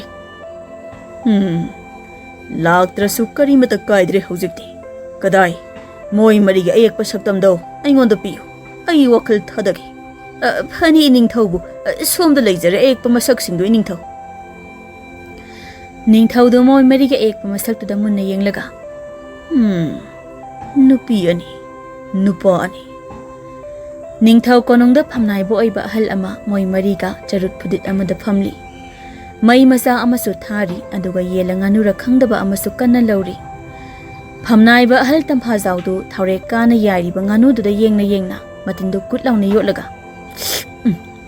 ꯃꯅꯝꯁꯦ ꯌꯥꯔꯦꯍꯦ ꯏꯕꯣ ꯁꯂꯥꯏꯀꯣꯟꯅ ꯏꯄꯜ ꯑꯩꯈꯣꯏꯕꯨ ꯃꯤꯔꯣꯠ ꯑꯣꯏꯕ ꯇꯥꯔꯤꯕ꯭ꯔꯥ ꯍꯣꯏ ꯅꯣꯏ ꯃꯔꯤꯕꯨ ꯍꯥꯟꯅ ꯐꯣꯡꯅ ꯂꯩꯔꯝꯕ ꯃꯤꯔꯅꯦ ꯍꯥ ꯂꯣꯏꯍꯦꯟꯅ ꯋꯥꯊꯤ ꯅꯠꯇꯦ ꯏꯄꯜꯅ ꯍꯥꯏꯗꯨ ꯆꯨꯝꯃꯕꯣ ꯑꯩꯅ ꯑꯆꯥꯔꯝ ꯈꯔ ꯊꯤꯕꯁꯤꯗ ꯅꯣꯏ ꯑꯩꯕꯨ ꯊꯥꯖꯗ꯭ꯔꯦ ꯅꯣꯏ ꯃꯔꯤꯒꯤ ꯑꯌꯦꯛꯄ ꯃꯁꯛꯁꯤꯅꯦ ꯅꯤꯡꯊꯧꯅ ꯄꯥꯏꯔꯒ ꯂꯩꯍꯧꯔꯤꯕꯁꯦ ꯁꯤꯟꯊꯥꯅꯨꯅ ꯃꯥꯅ ꯑꯩꯈꯣꯏꯗꯒꯤ ꯄꯥꯝꯃꯤꯁꯦ ꯀꯔꯤꯅꯣ ꯑꯗꯨꯗꯤ ꯏꯄꯜ ꯑꯗꯨ ꯑꯩ ꯈꯪꯗꯦ ꯏꯕꯦꯝꯃ ꯅꯣꯏꯅ ꯃꯊꯥꯏ ꯊꯥꯏꯅ ꯍꯨꯔꯥꯟꯈꯤꯕꯁꯤꯡꯗꯨ ꯆꯞꯈꯠꯂꯛꯇꯧꯔꯤꯔꯁꯨ ꯈꯪꯗꯦ ꯂꯤꯛꯂꯥꯏꯅ ꯑꯁ ꯗꯁꯥ ꯍꯥꯏꯕꯗꯨꯅꯤ मादी कयाम अफबा मी ओइरदना अखोइबु फागे थौरांगलिबदो Ningthou na ngamdaba kari leirigay.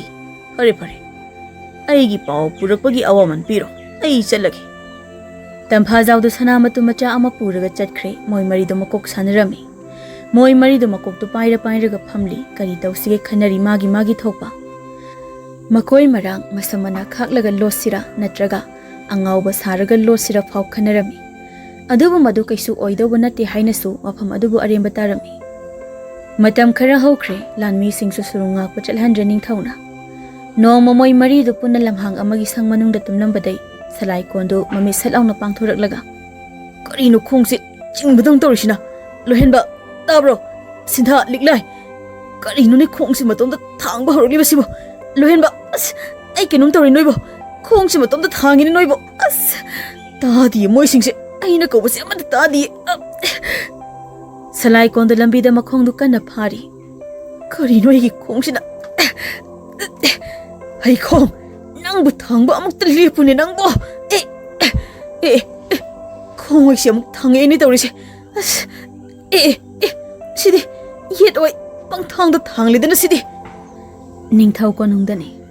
Ningthou du magi aron ba thabak tafom ka amada khongchar chalaga phamli. Salai kon gi maming solaga lik marudu makhunna masing ammam thiraga salai kon gi ek pamasak tu yenglaga konong gi phamnai batam phazaw du khadraki mini mana moi mari gi maming su Ningthou da haiduk lamle Ningthou gi mana pambadagi Ningthou du matomta salai kon nang bu Sanagi Saji leba surung du da changune nang bo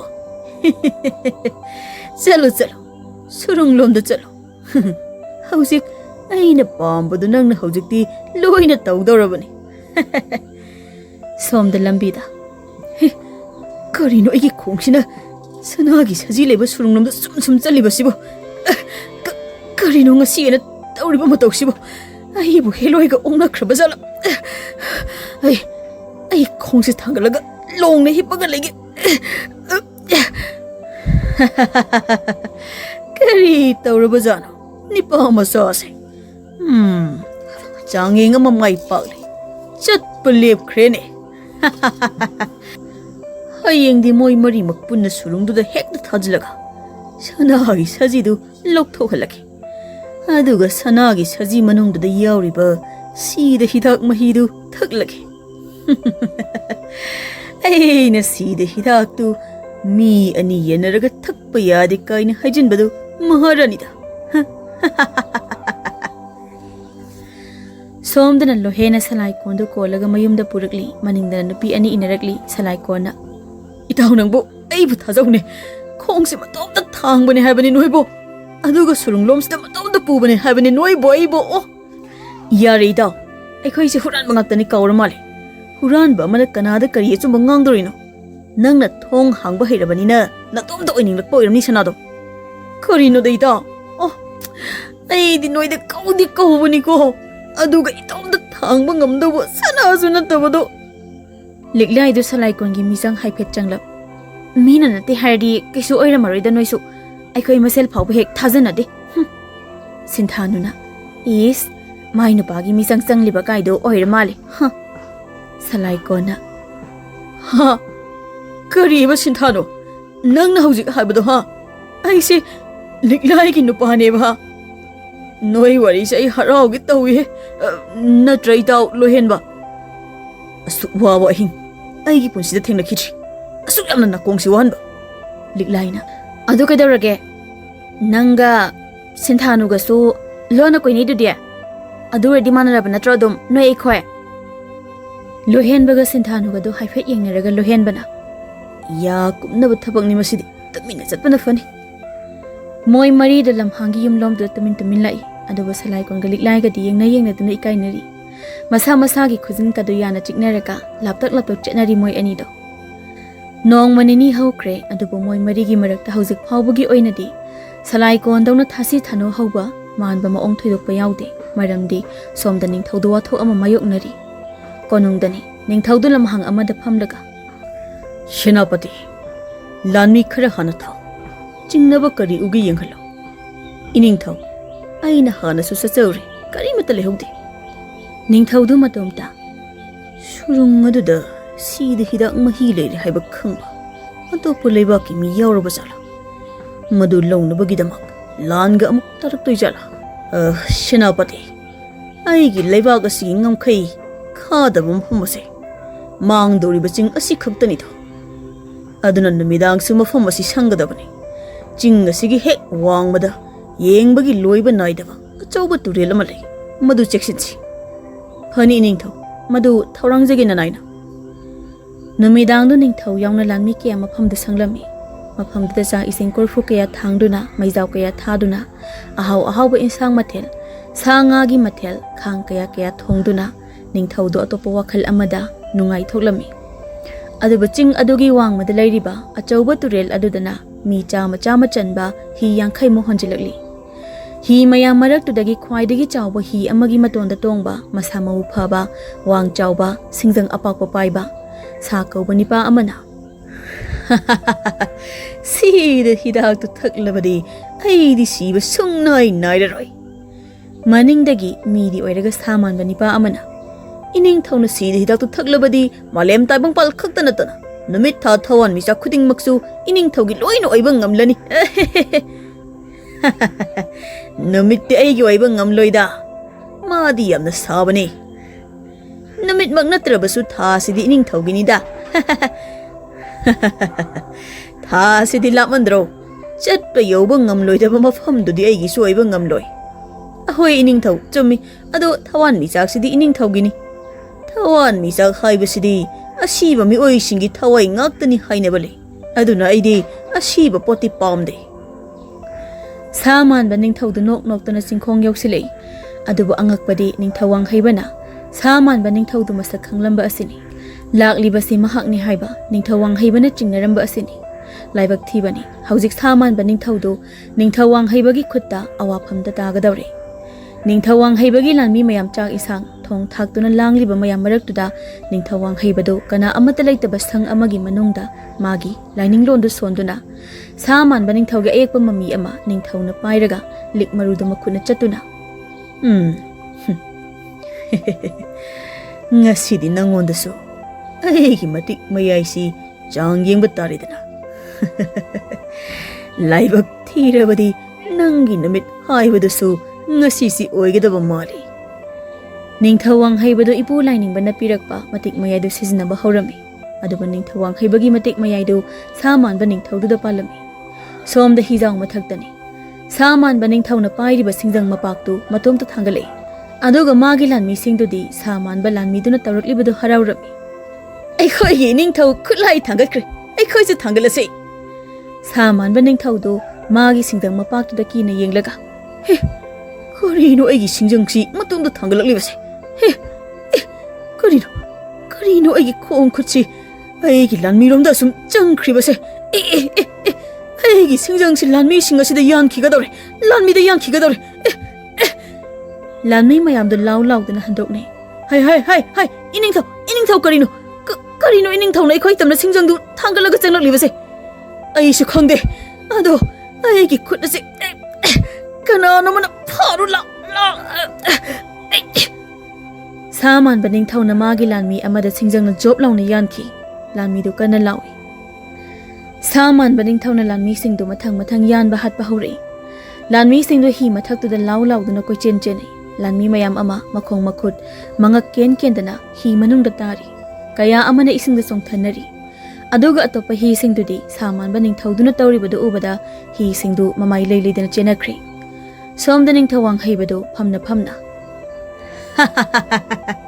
ꯆꯥꯡꯌꯦꯡ ꯑꯁꯤ ꯑꯃꯨꯛꯀꯁꯨ ꯃꯥꯏ ꯄꯥꯛꯂꯕ? ꯑꯗꯨꯗꯤ ꯁꯥ ꯃꯥꯟꯕ ꯅꯤꯡꯊꯧ ꯅꯪ ꯅꯁꯥ ꯅꯇꯣꯝꯇ ꯑꯃꯨꯛ ꯁꯤꯖꯔꯣꯅꯦ ꯍꯥ? ꯁꯣꯝꯗ ꯁꯥ ꯃꯥꯟꯕ ꯅꯤꯡꯊꯧꯗꯨ ꯃꯇꯣꯝꯇ ꯑꯃꯨꯛ ꯃꯥꯒꯤ ꯁꯤꯡꯖꯪꯗꯨꯅ ꯃꯀꯣꯛꯇ ꯄꯪꯌꯥꯟꯗ ꯌꯥꯟꯁꯤꯟꯖꯔꯝꯃꯤ. ꯍꯧꯖꯤꯛ ꯁꯥ ꯃꯥꯟꯕꯗꯨ ꯃꯀꯣꯛꯇ ꯇꯪꯈꯥꯏ ꯇꯥꯔꯒ ꯍꯤ ꯃꯊꯛꯇ ꯂꯣꯡꯅ ꯇꯥꯗꯨꯅ ꯂꯩꯔꯤ. ꯂꯥꯟꯃꯤ ꯆꯥ ꯀꯌꯥ ꯑꯃꯁꯨ ꯍꯤ ꯃꯅꯨꯡꯗ ꯁꯤꯔꯒ ꯇꯥꯗꯨꯅ ꯂꯩꯔꯤ. ꯅꯨꯃꯤꯠ ꯈꯔꯅꯤ ꯍꯧꯈ꯭ꯔꯦ. ꯁꯂꯥꯏꯀꯣꯟꯗꯨ ꯃꯥꯏꯕꯤ ꯑꯃꯗ ꯃꯁꯥ ꯌꯦꯡꯊꯣꯛꯂꯤ. ꯃꯥꯏꯕꯤꯗꯨꯁꯨ ꯃꯆꯤꯟ ꯊꯤꯕꯗ ꯈ꯭ꯋꯥꯏ ꯃꯀꯣꯛꯇ ꯂꯩꯔꯤꯕ ꯃꯥꯏꯕꯤꯅꯤ. ꯂꯣꯏꯍꯦꯟꯕꯅ ꯁꯤꯟꯊꯥꯅꯨꯗ ꯌꯥꯔꯛꯇ ꯉꯪꯂꯒ ꯃꯆꯤꯟ ꯊꯤꯕꯗ ꯃꯃꯤꯡ ꯆꯠꯂꯤꯕ ꯃꯥꯏꯕꯤꯁꯤ ꯅꯠꯇ꯭ꯔꯗꯤ ꯅꯣꯏ ꯑꯇꯣꯞꯄ ꯃꯥꯏꯕꯤ ꯂꯩꯇ꯭ꯔꯕꯣ? ꯑꯁ, ꯃꯥꯏꯕꯤ ꯃꯁꯤꯡ 12 ꯁꯨꯔꯕ ꯅꯠꯇ꯭ꯔꯣ ꯌꯦꯡꯉꯤꯁꯦ? ꯃꯉꯣꯟꯗ ꯆꯠꯂꯨ ꯂꯣꯏꯅ ꯍꯥꯏꯔꯛꯏꯗꯨꯅꯤ. ꯑꯗꯨꯗꯤ ꯃꯣꯏꯒꯤꯁꯦ ꯑꯩꯈꯣꯏꯗꯒꯤ ꯇꯔꯦꯠ ꯁꯟꯖꯥ ꯂꯣꯏꯅ ꯈꯦꯠꯇꯅ ꯂꯧꯊꯣꯛꯂꯒ ꯃꯣꯏ ꯃꯁꯦꯟ ꯌꯦꯟꯅꯒꯦ ꯍꯥꯏꯕꯒꯤ ꯃꯑꯣꯡꯅꯤꯅꯦ ꯍꯧꯖꯤꯛ ꯃꯣꯏ ꯃꯁꯦꯟ ꯄꯥꯎ ꯐꯥꯎꯅꯔꯒ ꯑꯩꯈꯣꯏꯗꯒꯤ ꯃꯃꯜ ꯂꯧꯊꯣꯛꯈꯤꯗꯧꯕ ꯃꯥꯏꯕꯤ ꯀꯌꯥ ꯋꯥꯠꯂꯤ ꯁꯣꯝꯗ ꯑꯃꯥꯏꯕꯤꯅ ꯁꯂꯥꯏꯀꯣꯟꯗ ꯅꯪꯒꯤ ꯍꯛꯆꯥꯡꯁꯤ ꯀꯅꯥꯒꯨꯝꯕ ꯃꯤꯑꯣꯏ ꯑꯃꯅ ꯑꯩꯈꯣꯏꯅ ꯂꯥꯏ ꯐꯗꯤꯕꯤ ꯁꯥꯟꯅꯕꯒꯨꯝ ꯅꯪꯒꯤ ꯂꯨ ꯇꯣꯡꯁꯤ ꯁꯥꯟꯅꯔꯒ ꯂꯩꯔꯦ ꯅꯪꯒꯤ ꯋꯥꯈꯜꯂꯣꯟꯗꯤ ꯃꯥꯅ ꯊꯃꯥꯏꯕ ꯉꯝꯗꯦ ꯑꯗꯨꯕꯨ ꯅꯪꯒꯤ ꯂꯨ ꯇꯣꯡꯗꯤ ꯃꯥꯅ ꯊꯃꯥꯏꯕ ꯉꯝꯃꯤ ꯑꯃꯗꯤ ꯊꯃꯥꯏꯈ꯭ꯔꯦ ꯁꯂꯥꯏꯀꯣꯟꯗꯨ ꯐꯝꯅ ꯐꯝꯅ ꯐꯟ ꯆꯣꯡꯂꯒ ꯑꯩꯅ ꯍꯥꯏꯗ꯭ꯔꯕ ꯅꯣꯏꯅ ꯊꯥꯖꯗꯕ ꯅꯠꯇ꯭ꯔꯕ ꯑꯩꯁꯦ ꯑꯩꯒꯤ ꯈꯣꯡ ꯈꯨꯠꯁꯦ ꯃꯇꯣꯝꯇ ꯆꯠꯂꯦ ꯍꯥꯏꯗ꯭ꯔꯕ ꯑꯩꯅ ꯂꯤꯛꯂꯥꯏꯅ ꯍꯧꯖꯤꯛꯇꯤ ꯊꯥꯖꯗꯕ ꯃꯔꯩ ꯌꯦꯠꯄ ꯃꯤꯁꯨ ꯂꯣꯏꯅ ꯊꯥꯖꯔꯝꯃꯅꯤ ꯁꯤꯟꯊꯥꯅꯨꯅ ꯃꯁꯤꯒꯤ ꯃꯔꯝꯁꯤ ꯀꯔꯤꯒꯤꯅꯣ ꯏꯃꯥ ꯃꯥꯏꯕꯤ ꯃꯁꯤ ꯃꯤꯅ ꯊꯃꯥꯏꯕ ꯀꯧꯏ ꯃꯤꯗꯨꯅ ꯃꯍꯥꯛꯄꯨ ꯊꯕꯛ ꯑꯃ ꯁꯤꯖꯤꯟꯅꯅꯕ ꯂꯨꯗꯣꯡ ꯊꯃꯥꯏꯕ ꯀꯧꯏ ꯃꯥꯕꯨ ꯊꯃꯥꯏꯔꯤꯕ ꯃꯤꯗꯨꯅ ꯏꯕꯨꯡꯉꯣꯗꯒꯤ ꯀꯔꯤꯒꯨꯝꯕ ꯈꯔ ꯄꯥꯝꯂꯤ ꯄꯥꯈꯣꯜ ꯁꯤꯔꯤ ꯁꯂꯥꯏꯀꯣꯟꯅ ꯂꯣꯏꯍꯦꯟꯕ ꯑꯩ ꯀꯩꯅꯣꯝꯃ ꯁꯨꯝ ꯆꯤꯡꯅꯔꯛꯂꯦ ꯏꯃꯥ ꯃꯥꯏꯕꯤ ꯑꯩꯈꯣꯏ ꯆꯠꯂꯒꯦ ꯁꯦ ꯏꯃꯥ ꯃꯥꯏꯕꯤꯒꯤ ꯑꯌꯦꯡꯃꯟ ꯂꯥꯛꯑꯣ ꯌꯨꯝꯗ ꯊꯨꯅ ꯆꯠꯁꯤ ꯂꯥꯛꯑꯣ ꯑꯩꯈꯣꯏ ꯃꯣꯏ ꯃꯔꯤꯗꯨ ꯂꯝꯍꯥꯡꯒꯤ ꯌꯨꯝꯗꯨꯗ ꯀꯣꯏꯅ ꯐꯝꯂꯒ ꯁꯂꯥꯏꯀꯣꯟꯅ ꯑꯩꯅ ꯁꯨꯝ ꯆꯤꯡꯅꯕꯗ ꯑꯩꯁꯦ ꯃꯤꯇ꯭ꯔꯪ ꯍꯩꯕ ꯃꯤ ꯑꯃꯅ ꯊꯃꯥꯏꯔꯒ ꯁꯅꯥꯒꯤ ꯁꯖꯤꯗꯣ ꯊꯣꯡ ꯍꯥꯡꯕ ꯍꯩꯕ ꯑꯩꯉꯣꯟꯗ ꯂꯧꯊꯣꯛꯅꯕ ꯍꯣꯠꯅꯔꯦ ꯀꯔꯤꯅꯣ ꯂꯤꯛꯂꯥꯏ ꯅꯈꯨꯠ ꯅꯁꯥꯗꯣ ꯄꯪꯇꯦꯛꯇ ꯊꯤꯗꯨꯅ ꯂꯤꯛꯂꯥꯏꯗꯣ ꯃꯈꯣꯡ ꯃꯈꯨꯠꯇꯣ ꯃꯁꯥ ꯃꯇꯣꯝꯇ ꯀꯟꯅ ꯐꯥꯔꯒ ꯑꯩꯒꯤ ꯏꯁꯥꯁꯦ ꯀꯩꯅꯣꯝ ꯇꯧꯔꯦ ꯃꯌꯥꯝ ꯑꯩ ꯀꯩꯅꯣꯝ ꯇꯧꯔꯦ ꯑꯩꯒꯤ ꯈꯣꯡꯁꯦ ꯃꯇꯣꯝꯇ ꯊꯥꯡꯕ ꯍꯧꯔꯦ ꯀꯅꯥꯅꯣꯝꯇ ꯑꯩꯒꯤ ꯈꯣꯡꯁꯦ ꯐꯥꯕꯤꯌꯨ ꯑꯝꯇ ꯐꯥꯎꯋꯣ ꯃꯣꯏ ꯑꯍꯨꯝꯅ ꯂꯤꯛꯂꯥꯏꯗꯣ ꯊꯧꯔꯤ ꯀꯤꯔꯒ ꯀꯟꯅ ꯐꯥꯔꯤ ꯑꯗꯨꯒ ꯁꯣꯝꯗ ꯅꯤꯡꯊꯧꯗꯨ ꯅꯣꯛꯂꯤ ꯃꯆꯤ ꯂꯦꯡꯈꯤꯗ꯭ꯔꯦꯅꯦ ꯑꯉꯥꯡ ꯅꯨꯄꯤ ꯃꯆꯥꯁꯤꯁꯨ ꯅꯤꯡꯊꯧꯗꯨ ꯂꯣꯏꯍꯦꯟꯒꯤ ꯑꯌꯦꯛꯄ ꯃꯃꯤꯗꯨꯗ ꯃꯨꯟꯅ ꯑꯃꯨꯛ ꯌꯦꯡꯈꯤꯕꯒ ꯂꯣꯏꯍꯦꯟꯕꯗꯨ ꯁꯨꯔꯨꯡꯗꯨꯒꯤ ꯃꯔꯝꯗ ꯏꯔꯤꯕ ꯌꯦꯛꯂꯤꯕ ꯂꯥꯏꯔꯤꯛꯇꯨ ꯇꯥꯞ ꯂꯥꯎꯅ ꯄꯥꯏꯔꯒ ꯁꯂꯥꯏꯀꯣꯟꯗꯨ ꯆꯤꯡꯕ ꯍꯧꯔꯛꯏ ꯁꯂꯥꯏꯀꯣꯟꯗꯨ ꯌꯥꯝ ꯀꯤꯅ ꯀꯔꯤꯅꯣ ꯏꯇꯥꯎ ꯑꯩ ꯌꯧꯗꯦ ꯑꯩꯉꯣꯟꯗ ꯊꯦꯡꯒꯅꯨ ꯁꯂꯥꯏꯀꯣꯟꯗꯨ ꯂꯣꯏꯍꯦꯟꯕꯅ ꯀꯟꯅ ꯆꯤꯡꯂꯤ ꯑꯗꯨꯒ ꯂꯣꯏꯍꯦꯟꯕꯁꯨ ꯃꯁꯥ ꯃꯇꯣꯝꯇ ꯑꯩꯅ ꯅꯠꯇꯦ ꯏꯇꯥꯎ ꯃꯁꯤ ꯑꯩꯅ ꯅꯠꯇꯦ ꯏꯇꯥꯎ ꯂꯤꯛꯂꯥꯏ ꯁꯤꯟꯊꯥꯅꯨ ꯑꯩ ꯑꯃꯨꯛꯇ ꯐꯔꯨ ꯂꯥꯛꯑꯣ ꯂꯤꯛꯂꯥꯏꯗꯤ ꯃꯇꯣꯝꯇ ꯊꯣꯛꯈ꯭ꯔꯦ ꯃꯈꯣꯡꯗꯨ ꯐꯥꯗꯨꯅ ꯂꯥꯎꯔꯒ ꯂꯣꯏꯍꯦꯟꯕꯁꯨ ꯁꯂꯥꯏꯀꯣꯟꯗꯨ ꯀꯟꯅ ꯆꯤꯡꯂꯤ ꯁꯂꯥꯏꯀꯣꯟꯅ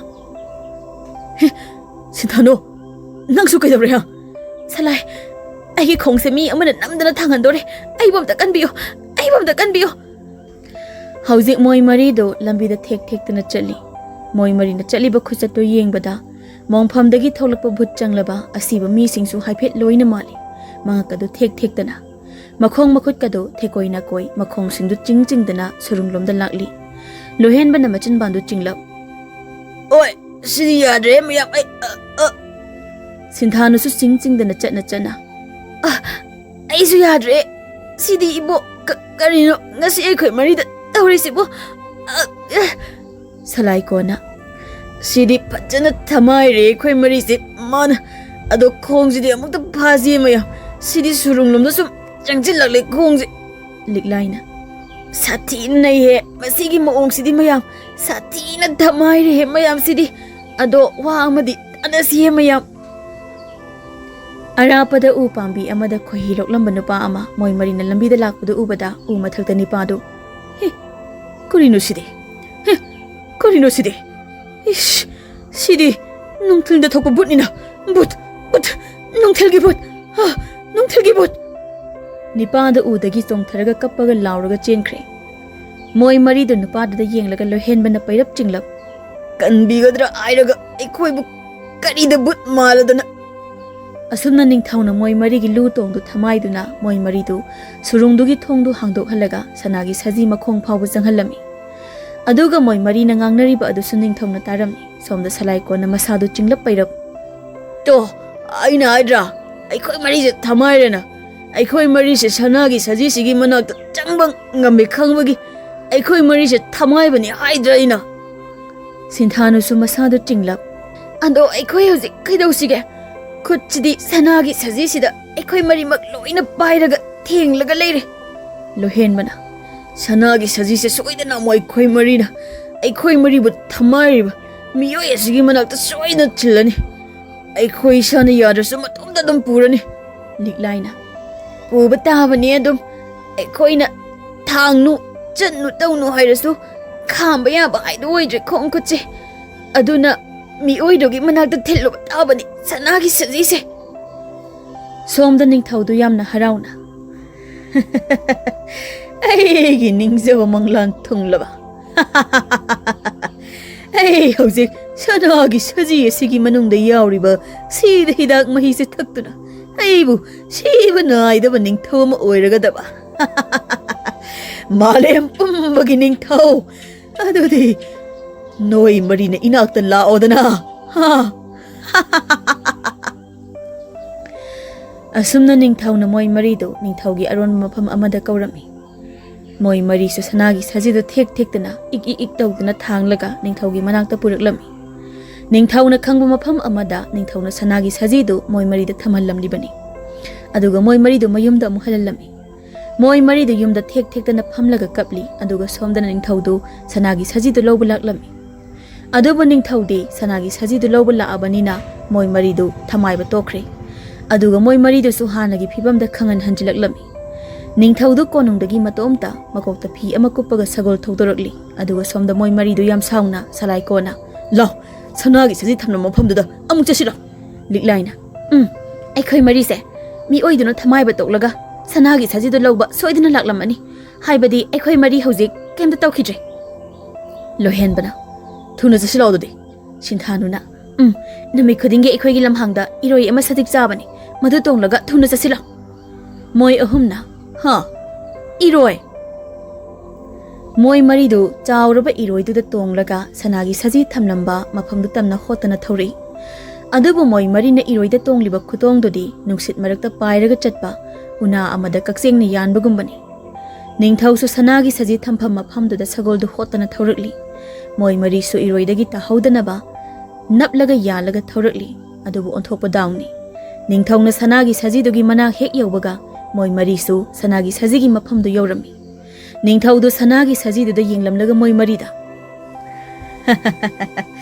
ꯌꯥꯝꯅ ꯁꯤꯡꯕ ꯅꯍꯥ ꯃꯔꯤꯅꯤ ꯁꯂꯥꯏꯀꯣꯅ ꯑꯩꯈꯣꯏꯕꯨ ꯊꯃꯥꯏꯔꯤꯕꯁꯤꯗꯤ ꯏꯅꯤꯡꯊꯧꯅ ꯑꯣꯏꯔꯦ ꯅꯣꯏ ꯃꯔꯤ ꯑꯩꯒꯤ ꯈꯨꯗꯣꯝꯕꯤꯗ ꯂꯩ ꯍꯥꯏꯕꯁꯤ ꯍꯧꯖꯤꯛꯇꯤ ꯅꯣꯏ ꯃꯔꯤꯁꯨ ꯈꯪꯂꯦꯗꯅ ꯑꯗꯨꯅ ꯁꯅꯥꯒꯤ ꯁꯖꯤꯁꯤꯗꯤ ꯅꯣꯏ ꯃꯔꯤ ꯂꯧꯖꯔꯣ ꯑꯗꯣ ꯁꯅꯥꯒꯤ ꯁꯖꯤ ꯑꯁꯤꯒꯤ ꯃꯅꯨꯡꯗ ꯍꯤꯗꯥꯛ ꯑꯃ ꯌꯥꯎꯔꯤ ꯃꯗꯨꯗꯤ ꯑꯩ ꯍꯥꯟꯅ ꯂꯧꯍꯧꯒꯦꯀꯣ ꯂꯣꯏꯍꯦꯟꯅ ꯀꯔꯤ ꯍꯤꯗꯥꯛ ꯃꯗꯨ ꯑꯩꯉꯣꯟꯗ ꯍꯪꯂꯅꯨ ꯅꯍꯥ ꯃꯔꯤ ꯏꯇꯣꯝꯇꯅ ꯊꯥꯡꯕ ꯉꯝꯒꯗꯕ ꯁꯅꯥꯒꯤ ꯁꯖꯤꯗꯤ ꯅꯠꯇꯦ ꯑꯗꯨꯕꯨ ꯑꯩ ꯁꯅꯥꯒꯤ ꯁꯖꯤꯁꯤ ꯄꯨꯔꯒꯦ ꯑꯩꯅ ꯄꯥꯝꯂꯤꯕ ꯑꯗꯨ ꯂꯧꯍꯧꯔꯒ ꯁꯅꯥꯒꯤ ꯁꯖꯤꯁꯦ ꯃꯐꯝꯁꯤꯗ ꯑꯃꯨꯛ ꯊꯝꯂꯝꯒꯦ ꯅꯣꯏ ꯂꯧꯕ ꯂꯥꯛꯑꯣ ꯅꯠꯇ꯭ꯔꯒ ꯉꯥꯏꯔꯒ ꯂꯩꯒꯦꯁꯨ ꯂꯩꯔꯝꯃꯣ ꯂꯤꯛꯂꯥꯏꯅ ꯋꯥꯔꯧꯕꯤꯕ ꯌꯥꯗꯦ ꯏꯅꯤꯡꯊꯧ ꯁꯅꯥꯒꯤ ꯁꯖꯤ ꯑꯁꯤꯃꯗꯤ ꯑꯩꯈꯣꯏ ꯃꯔꯤꯅ ꯂꯧꯊꯣꯛꯆꯕꯅꯤꯅ ꯑꯩꯈꯣꯏꯅ ꯄꯨꯖꯔꯒꯦ ꯑꯗꯨꯒ ꯃꯍꯤꯗꯣ ꯏꯅꯤꯡꯊꯧꯗ ꯊꯤꯟꯖꯔꯛꯂꯒꯦ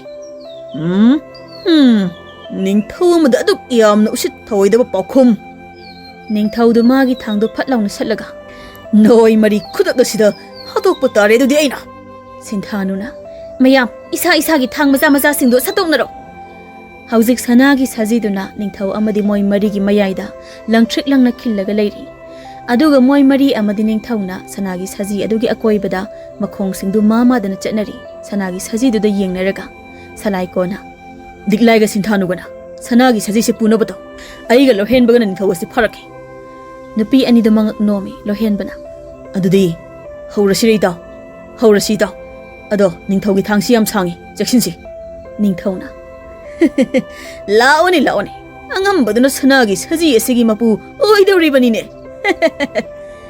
ꯁꯂꯥꯏꯀꯣꯟꯒ ꯂꯣꯏꯍꯦꯟꯕꯒꯅ ꯑꯗꯨꯗꯤ ꯃꯣꯏ ꯑꯅꯤꯗꯨ ꯅꯤꯡꯊꯧꯗ ꯊꯥꯡ ꯑꯇꯦꯟꯕꯗꯨ ꯑꯃꯃꯝ ꯄꯥꯏꯔꯒ ꯆꯣꯡꯁꯤꯟꯈꯤ ꯅꯤꯡꯊꯧꯁꯨ ꯃꯥꯒꯤ ꯊꯥꯡꯗꯨ ꯄꯥꯏꯔꯒ ꯃꯣꯏ ꯑꯅꯤꯗ ꯆꯣꯡꯁꯤꯜꯂꯛꯏ ꯍꯧꯖꯤꯛ ꯅꯤꯡꯊꯧ ꯃꯇꯣꯝꯇꯒ ꯃꯣꯏ ꯑꯅꯤꯒ ꯃꯩ ꯄ꯭ꯔꯦꯛ ꯍꯧꯅꯕ ꯃꯈꯩ ꯊꯥꯡ ꯌꯥꯟꯊꯠꯅꯔꯤ ꯑꯗꯨꯕꯨ ꯅꯤꯡꯊꯧꯅ ꯊꯥꯡ ꯑꯁꯥꯡꯕ ꯑꯣꯏꯕꯅ ꯃꯥꯅ ꯈꯔ ꯂꯥꯛꯆꯔꯝꯃꯤ ꯂꯣꯏꯍꯦꯟꯅ ꯅꯨꯄꯤ ꯑꯅꯤ ꯁꯖꯤꯗꯨ ꯄꯨꯔꯒ ꯆꯦꯜꯂꯣꯅꯦ ꯅꯣꯏꯕꯣ ꯁꯣꯝꯗ ꯌꯥꯗ꯭ꯔꯦ ꯍꯥꯏꯋꯥꯅꯦ ꯁꯤꯟꯊꯥꯅꯨꯒ ꯂꯤꯛꯂꯥꯏꯒꯗꯨ ꯁꯖꯤꯗꯨ ꯊꯥꯡꯒꯠꯂꯒ ꯌꯥꯝ ꯂꯨꯝꯃꯦ ꯊꯥꯡꯒꯠꯄ ꯉꯝꯗꯤꯌꯦ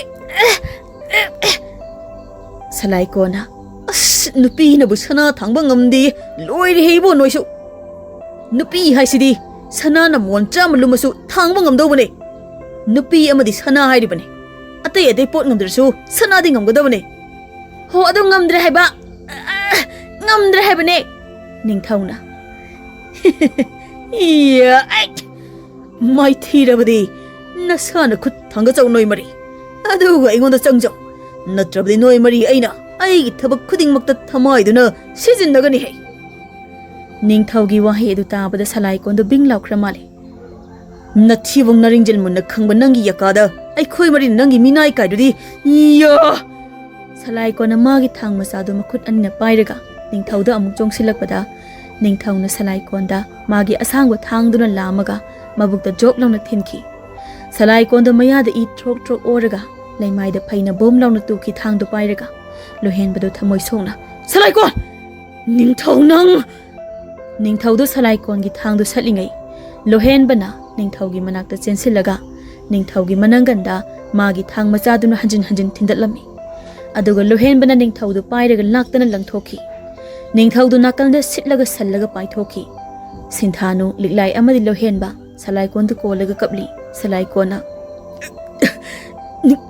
Ningthoudi hatlabana natra ito hale aina Ningthoudu hale aina adudi ai yamna bele ba yaroi ito yengo Sanagi Saji sai khoi mari ge wei ito liklaina nang kem tau ba yaroi salai se hana gum hawalo se liklai aina sirasu nang lohenda yum pansin ba yaroi ko ito nang napi ani lon ba yaroi ko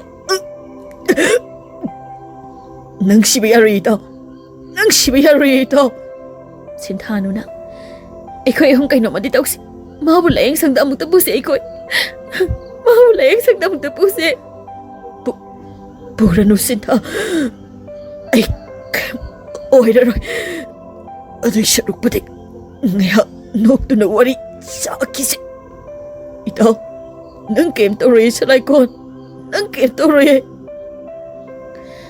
Salaikondu mafam aduda sirami moi ahumdu salaikondu konduna tengthana oirami nongsu kanna churaklami salaikongi haksang moi ahumna moina leiba lamhang adugi yumanaktuda kapna leiron chanbirami hingna kaptuna tha amagi matungni lohenba Sinthanu amadi liklaidu Sanagi Saji dugi manakta phamlaga Sinthanuna Saji se hekta thugai jingai lairiktuda hana yengo lohen aisu yengli aisum patharaki aroibagi lamaisi lohena lairiktuda iribadu makha patharai aduga Sanagi Saji se hek thugaibaga sida hidang mahi khara yaurungani madugi hidak tu hek pithakpaga tha ahongi mamangda sikraba mi phawba mayada sida hidak likla khara thadabada hingathanba ngamba sida hidakne moi ahumsu swai lawi moi ahumdu amaga mamitu langthoklaga yengnei mikup amata panthade moi ahumdu yangpa amamam pairaga salaikongi phumpham lomda chenthori moi ahumdu salaikongi mongphamdu jobja tawi yamna thuna awaba amata phawdana moi ahumdu salaikongi kudu mathakta thangali kudu thuna phaktui aduga Sanagi Sajidu mathakta gi tapna thugai Sajidu gi manungda tengkol amamung oigadaba sida hidaki mahi khara yaurami moi ahumdu thinthaba tawde salaikongi mayadu phaktoklaga sida hidak mahi likla khara moi ahumna thadai moi ahumdu ngahak salaikonda munna yengi ngahaki matung salaikondu mamitu satlawna pangthori moi ahumdu khangpre khangna amuksu chongthui moi ahumdu konsinnei lohenbana masi butina teko Sinthanuna but oirasu adum hingalasi yam nungsieba salaikonsi liklaina but oirasu punna leiminarase khoi mari salaikondu kudagi longna tapna hawulei aduga phamna noi ai kibro moi ahumdu wa hairaga amuksu kina kunsinei salaikondu tapna hawgalaga aiga Ningthouga thengnare lairebakta aduga lairebakta su yamna phunare ibani adai aise laknaba ngamdre matam khalerega amuk laona kautharakpani aibu lairebakta noi ahumgi manakta moi ahumdu wangangde salaikonda chongsilaga namsilaga konsili moi maridu ku manungduda wawa kapminarami aduga Ningthou wang haibagi lainingba haldu jingdonduda mamit usilaga nofet tawna wakhal tawna Sanagi Saji aduga sangliba amadi नुमित्तोगी अहल अमगी खोंजेल दो अतई कना नत्तिने नोइबो अईनिने सनागी सजी अदुबु सेनरंबा अमदी थोंग अदुबु लोलमलगा सीख्रे हाइना लैरिबा निपादो अईनिने अई नहा मरी सिंह सिदी अई इनाक्ता कौरगा हुरान चिंथी तौदबा अफबा मी अममम लोइना ओहेलगे मरमदी मखोई मरी हुरानदो ओइरगसु थमोई सेंगी मिनुंग सिले मखोई मरीदा निंगथौना तोंगलंबा उचेक असि अमुक सिनरगे अदुदि सोमदा सलाइकोना ओह सीदबा मीना हिदाकसे थकपसु याई मसिबु थकलबदी सीबा नाइरोइ हाइना इरमी हाइबा अदुदि नोइ अहुम हौजि कैदौरिगे सीदा हिदाकसे कोक थकतोकपा कई काइगे हा मोय अहुमदो वांगांगदे सीदा हिदाकतो ससत लाउना थकचिन्नै खरा लेम्बदो सलाइकोना सत लाउना अमुक थकचिनबगा लाइनिंग अहल अदुगी उचेक अचौबदो मोय मरीगी मनाक्तो पाइरई मोय मरीदो उचेकतो उबदा संग मनुंगदा लाउरगा चेंसिनखी उचेक अचौबदो संग मनाक्तोदा तासिनखी अदुगा संग मनुंगदा चंखी मोय मरीदो वा लाउना लाउखी